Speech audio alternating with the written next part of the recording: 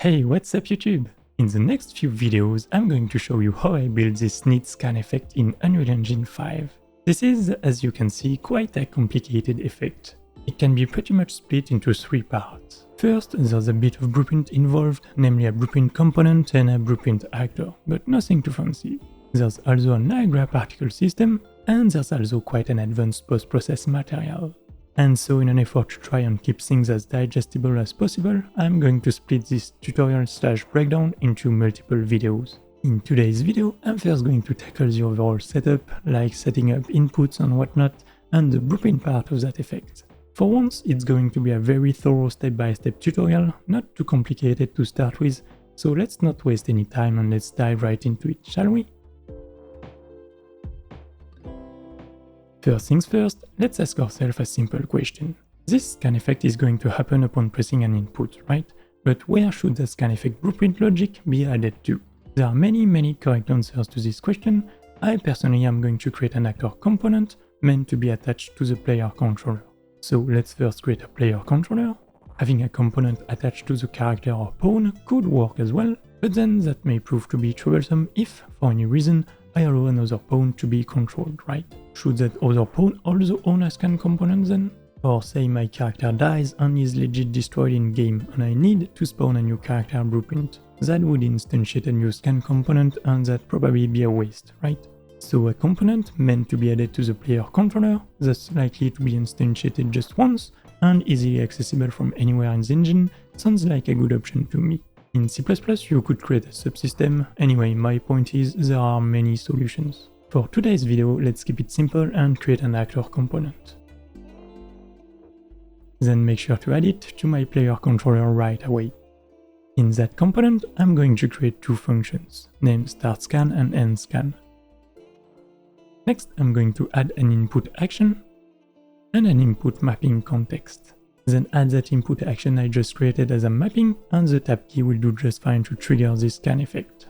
Next, in my controller blueprint, on begin play, I'm going to get its enhanced input system and add this input mapping context. Voila, then I just have to search for that input action and add that input event. Now I could do that here in the controller blueprint, or I could do that in a pawn or character blueprint. Again, there's no right answer here. You do you. Let's go with a pawn blueprint though, so let's create one. Then upon pressing that input, I'm going to get this pawn's controller, get its scan component, and call it startScan function. And upon release, call it endScan function. Now I could get this component just once and cache it, say when that pawn is possessed. But then a quick search through this list of components, likely to be extremely small, upon pressing an input is realistically not that bad, but I'll let you be the judge of that, feel free to do things your own way. Anyway, let's make sure it's working with good old print strings. I also need to create a game mode, specify both my controller and pawn, override this level's game mode with mine, press play and press tab. Okay, it's working, sweet. Alright, at first I want this component to not tick. By the way, always make sure to turn this off in all your blueprints unless you really need that tick event. There's actually an editor option to ensure all actors don't tick by default, which is handy, highly recommended.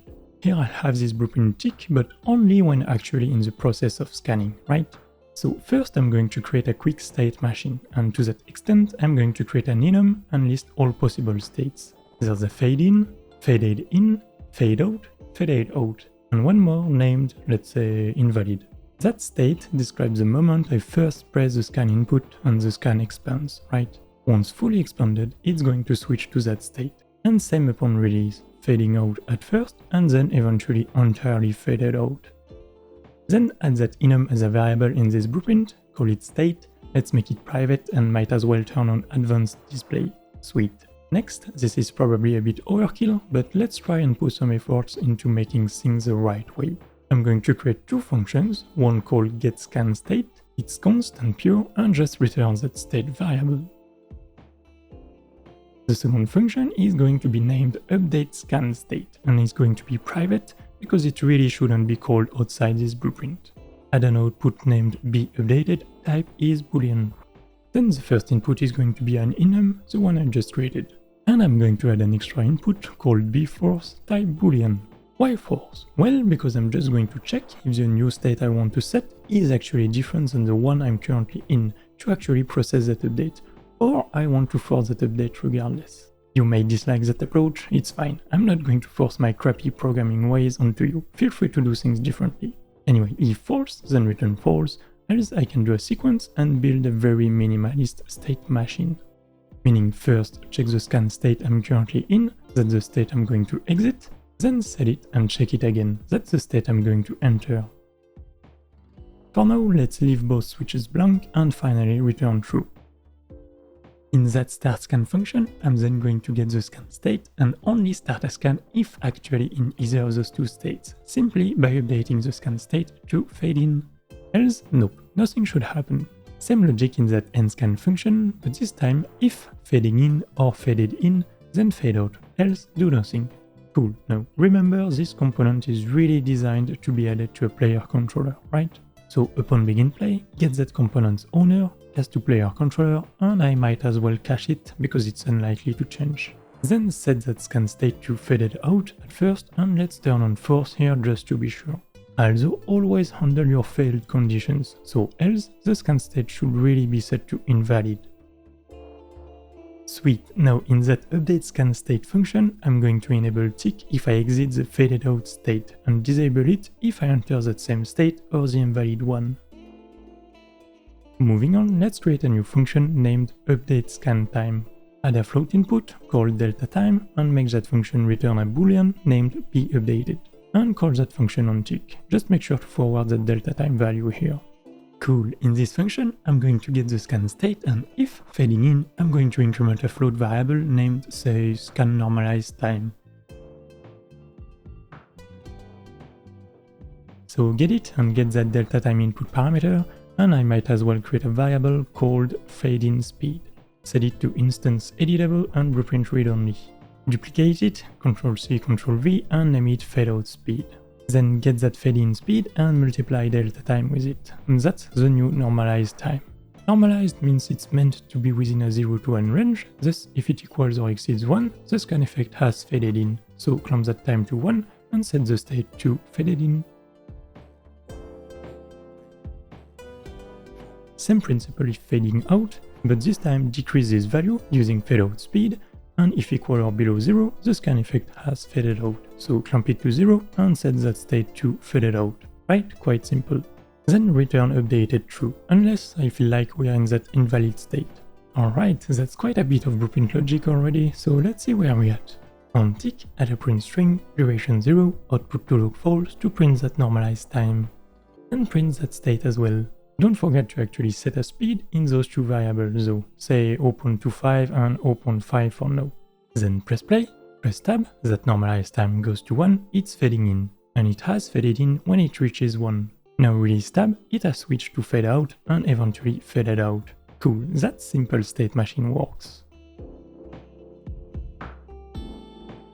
Alright, for this scan effect, this scan blueprint component needs to have access to a post-process volume to quote-unquote apply the post-process material. And it also potentially needs to have access to a Niagara component to add extra oomph to the effect. So when a system is entirely built in a component and needs other components to function, well, I usually rely on a separate blueprint actor. Let's create one, and it's going to be a very simple blueprint. Again, make sure it doesn't tick because it doesn't need to. Add a post-process volume to it, make sure its priority is high enough, maybe, and ensure unbound is ticked. And that's it, done. Now the question is, how can this scan component have a reference to that scan actor? Well, it's simply going to spawn one when it needs one. So in that component, I'm going to create a new function called getScanPostProcessActor, and it's going to return a blueprint scan actor. I'm also going to create a variable of such type to return it. Before doing that though, first check if it's valid. If so, well, just return it. Else, spawn it and cache that reference. It just needs a default transform, then return it, and that's it. Also, quick tip, Unreal Engine has a concept of ownership when it comes to actors. See, this actor has a getOwner function, and this owner pin is also exposed when spawning an actor. It's mostly relevant for visibility and replication, like the tooltip says, and when you don't really care about that, you can use that owner to create a way for the scan actor to dialog with the scan component. Just have to plug in that scan component's owner, which remember should be the player controller, and then call getOwner in that blueprint, which then will be the player controller and get its scan component, and voila! Now I could also create a variable of that component type, make it editable, blueprint read-only, and exposed on spawn to do that. Here this actor doesn't actually need to dialog with that component, so I can skip that, but that's a free tip for you. Alright, let's double check this actor is indeed spawned when I call this get function. On tick will do for now. So let's keep an eye on this outliner panel. I'm going to press tab and oh, there it is, cool. Now I'm going to release tab and notice this actor remains alive even though the component reaches its faded out state. So it's no longer quote-unquote scanning, right? But this actor remains in the world, which is actually expected. I don't destroy it, right? And it's fine, it's going to be spawned just once, but you might not want to have it stick around, it's really up to you. If, for any reason, you prefer to have this actor destroyed upon that faded out event and respawned at will when fading in, you can create a new function named destroy scan post-process actor.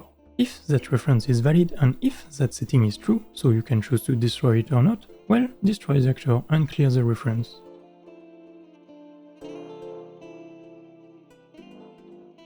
And call that function in the update scan state function here. Let's make sure it's working. Fading in, actor is spawned. Fading out, faded out, and that actor is gone. Sweet! Alright, let's actually make use of that actor's post-process component. In this scan component, I'm going to create a new function called update scan post-process blend weight. Get that scan post-process actor, get its post-process component, and set its blend weight, which is going to be based on that scan normalized time for now. If faded out though, I might not want to call this getScanActor function, because that would immediately spawn a new one in case it just got destroyed when just having switched to that state. Because that faded out event would be triggered, tick would be turned off, actor destroyed, but that tick would still trigger this very same frame, and so that calls this getActor function and immediately respawn a new one. So only if this actor is not meant to be destroyed, process that one last tick during the faded out event. Anyway, I'm just going to make that post-process desaturate the image so it actually does something. Press play and press tab, and that desaturate effect slowly fades in because of that increased blend weight, which is for now just a copy of that normalized time you can see in the top left corner, right? And it fades out as expected as well. Sweet. Now that's quite slow, so I'm going to set that fade in speed to 1.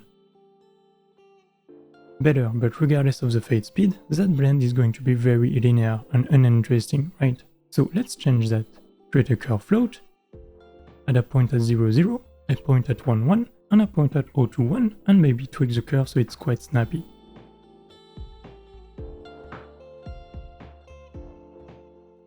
Then add a curve float variable in this blueprint and set it. In that update blend weight function, get that curve, check if valid, and if so, get its value at this time and cache it in a local variable. Else, just use the normalized time. And voila, that transition now feels much more snappy.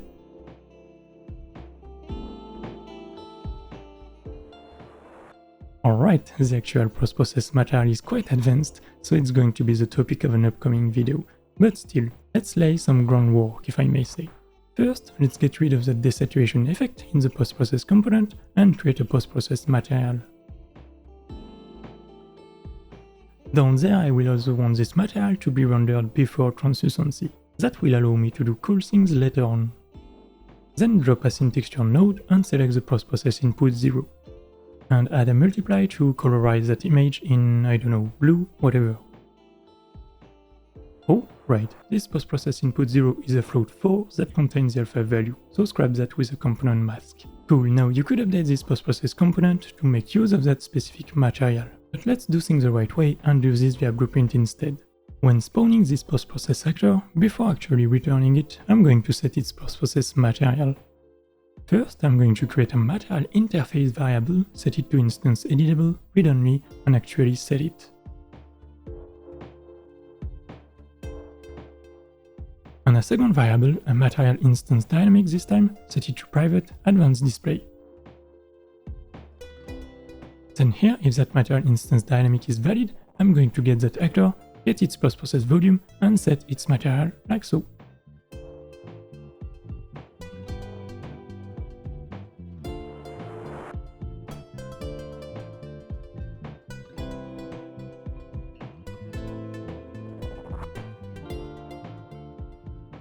However, this reference is obviously false at first. In that case, I need to create that material instance dynamic, which parent material is going to be this user-specified material. So first I have to check if it's been set, and if set, create a dynamic instance of it and cache its reference. And then set that actor's post-process material like so. Let's try that in-game. Press tab and it's indeed working. But you may notice there's no transition anymore, it's an on-off thing. And as far as I know, that's a limitation when using a single unbound post-process volume. This blend weight acts like an on-off switch for materials. It still blends those post-process volume parameters, but not the material itself, so that's something to keep in mind. I could, however, quite easily manually blend in that material myself, and there are many ways to do this. Here, because I actually create a dynamic instance of that material and keep a reference to it, I could just update one of its scalar parameters, use and lerp the modified image with the default one, right? However, for this tutorial, I'm going to do things differently. I'm going to create a material parameter collection, create a scalar parameter named normalized time, and two more named bFadedIn and bFadedOut. In Blueprint then, whenever I update this normalized time, I'm going to update that material parameter collection as well and set its, well, normalized time parameter. Same for bFadedIn and bFadedOut, which are meant to be either 0 or 1 when the scan state reaches either of those two states. And then I could use that normalized time to drive the blend, or use another scalar parameter to actually match this curve-driven blend value. You get the idea. Here I'll do neither of those things, because this material is actually going to be much more involved than that, but that will be for another video. Before ending this video though, I'll add a few more parameters to this material parameter collection. A scalar parameter called range, that's how far the scan effect goes in centimeters.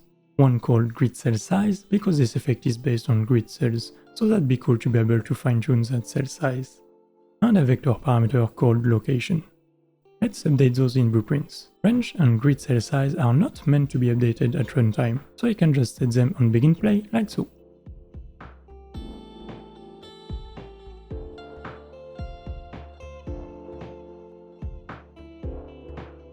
For location, well actually I could use the camera as a location in the post-process material, but I feel like this scan should rather emanate from the controlled pawn, if that makes sense.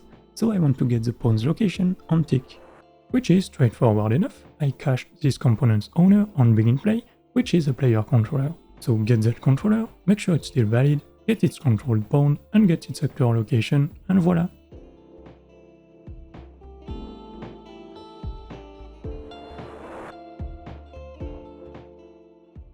Now I've made quite a mess, so let's enjoy some chill music while I clean that blueprint and project. Use the timestamps below if you want to skip this.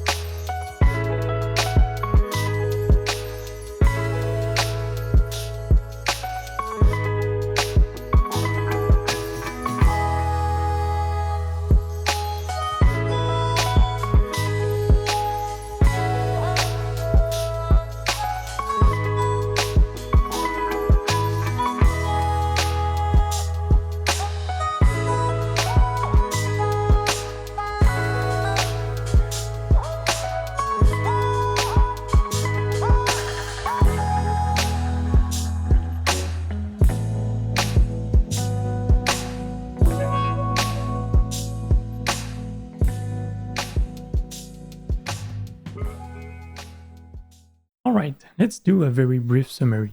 This is the scan component that owns all the scan logic. It's meant to be added to a player controller. It has a start scan and an end scan function that can be called from anywhere to, well, start and end a scan. These two functions merely update this component state via this update state function, which is essentially a very simple state machine. It exits the current state and enters the new state. Upon exiting the faded out state, which is set at first on begin play, start ticking, and when entering the faded out state, stop ticking. While ticking then, I increment or decrement the timer based on the current state being fading in or out. And when that timer reaches its target, 1 or 0, it updates the state to fading in or out, which then prevents this function to do anything next tick. Next I call that update blend weight function, which first remaps that normalized time using a curve. Then it gets the scan actor, the one that owns a post-process component, to update its blend weight. Actor that is spawned and configured if not existing, by the way. Now, good thing that I did this brief summary, because I just realized this is quite wasteful. If this component state is faded in or out, this would keep setting a blend value that is 1 or 0 on and on, which is a waste. I actually only need to update it during a fading or out state, and set it just once when it reaches the faded in or out state, meaning in that update scan state function. Much better. Sweet, finally I update the scan location, which is the controlled pawns location, but that logic however still need to tick if in that faded in and faded out state. And to conclude, this component also updates a material parameter collection here and there, like the normalized time, location, which is going to be relevant later on, and those two states. Parameters that then can be accessed in any material, like the one I'll build in the next video to create that cool scan effect. And that's pretty much it for today's video. Blueprints are all entirely set up and the post-process material is ready to be built in the next video, which is going to drop very soon. The entire course is already available on my Patreon in early access, so feel free to join in to support me and to get access to an ever-growing list of super interesting UE projects and demos, so please give it a look. Any support is much appreciated. Thanks to all my patrons for the ongoing support, much appreciated. Thanks for allowing me to keep doing this, I love it. That's it, I'll see you in the next video, take care of yourself, bye bye!